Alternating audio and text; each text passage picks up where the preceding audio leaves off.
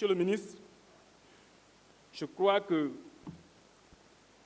Addis Abeba est un hub aérien de par sa position géographique stratégique qui fait que c'est le point qui relie le continent africain à l'Asie, mais qui est un passage obligatoire pour ceux qui quittent l'Amérique pour aller en Asie et font escale au niveau d'Addis.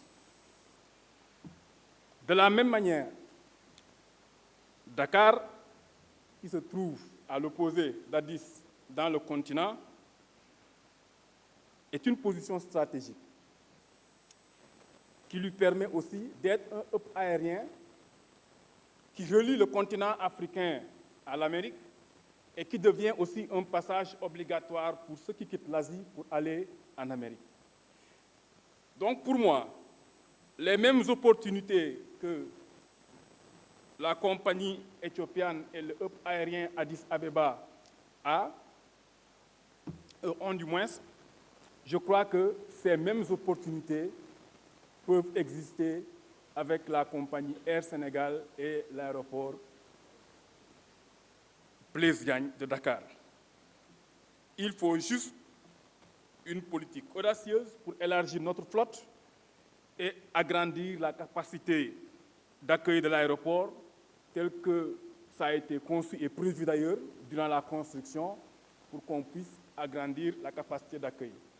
Dakar peut être un hub aérien très, très important et je vous demande de travailler dans ce sens. Certains de mes collègues ont parlé d'Air Sénégal, c'est vrai. Moi, je parlerai surtout des vols nationaux. D'abord, Monsieur le ministre, je crois que les vols nationaux doivent décoller à partir de l'aéroport militaire Léopold Sédar Senghor.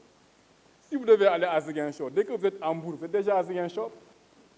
Donc, pour moi, il faut, pour les vols nationaux, l'aéroport militaire peut être le point de départ. Dès que vous arrivez à Hambourg, vous attendez 1 heure. Si vous avez continué la route, vous serez à Fatick. Donc, le temps que vous prenez l'avion et d'arriver à Ziguinchor, vous risquez d'arriver là-bas au même moment avec ceux qui ont pris la route. Donc, Monsieur le ministre, il faudrait y penser. Bon, le problème des retards, ça a été dit et je crois qu'il y a une réponse. Ils vont travailler à améliorer. C'est important parce que aussi s'il y a des retards, ton collègue qui prend la voiture est déjà arrivé à Ziguinchor et toi, tu es là toujours à attendre. Moi, mon problème maintenant, c'est sur la fluctuation des prix. Bon, je suis d'accord qu'à l'international, les prix varient selon les saisons. Mais quand même, à l'intérieur du pays, franchement, quand c'est 60 000, 61 000, il faut laisser 61 000. Il ne faut pas attendre à l'approche des fêtes ou des vacances pour augmenter les prix. Donc, franchement, sur ce plan-là, je crois qu'il faut demander à Air Sénégal et à Transair de maintenir des prix fixes. Ziguinchor, ce n'est pas loin. Donc, payer certains prix pour aller parce qu'il y a beaucoup de passagers ou bien que c'est les fêtes, pour moi, ce n'est pas raisonnable. Monsieur le ministre, j'encourage l'ouverture de l'aéroport international de Cap Skirring.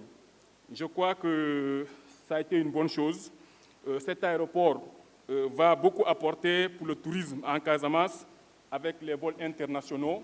Les touristes n'auront pas besoin de faire forcément Dakar avant d'arriver à Ziguinchor ou bien de passer par la Gambie. Donc j'encourage et je peux même dire bravo pour avoir osé quand même ouvrir cet aéroport. Sur le plan touristique, Monsieur le ministre, il faut augmenter les capacités d'accueil au Cap Skirring et à Ziguinchor. Je pense qu'à Ziguinchor, on trouve presque deux hôtels qui peuvent bien accueillir, à part Kadiandoumagne, il y a Nema Kadjo de l'autre côté. Sinon, les autres structures ne peuvent pas beaucoup accueillir. Sinon, il y a l'hôtel Diola qui est fermé. Au niveau du Cap Skirring aussi, on a l'hôtel Savannah qui est fermé. Il y a d'autres hôtels qui sont en ruine. Il faudrait travailler à ce qu'on puisse augmenter la capacité d'accueil, parce que si on veut des vols internationaux, ça veut dire qu'on augmente la capacité de tourisme. Là, il faut aussi augmenter la capacité d'accueil. Monsieur le ministre, voilà, je pense que Ziguinchor a une opportunité importante, c'est d'avoir un fleuve. Mais malheureusement, du point de vue touristique, le fleuve n'est pas exploité parce qu'il n'y a pas d'hôtel à Djogé, il n'y a pas d'hôtel à Pointe-Saint-Georges. L'hôtel qui devait avoir à Djiromit est en ruine. Et pour moi, il n'y a pas meilleur paysage tout au long du fleuve d'y mettre des hôtels et des réceptacles touristiques pour pouvoir accueillir les touristes. Parce que les touristes, ce n'est pas seulement l'océan. ils peuvent avoir des réceptacles touristiques au niveau des fleuves, aller à la pêche, développer des activités qui vont développer ces zones. En tout cas, c'est un Eldorado tout le long du fleuve qui est là, qui est laissé inexploité. Je crois qu'il faut travailler à ce que ce soit exploité.